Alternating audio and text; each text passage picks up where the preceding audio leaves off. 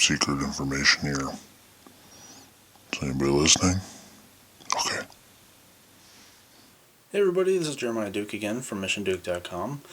Today I'm going to show you a project that allows you to count the number of button presses and display it on a serial LED display.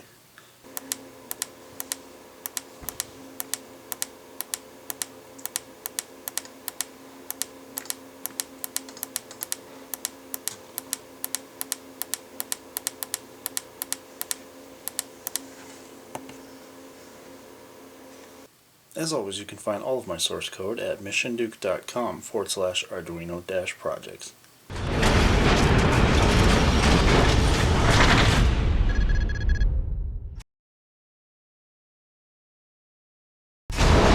missionduke.com/Arduino-projects.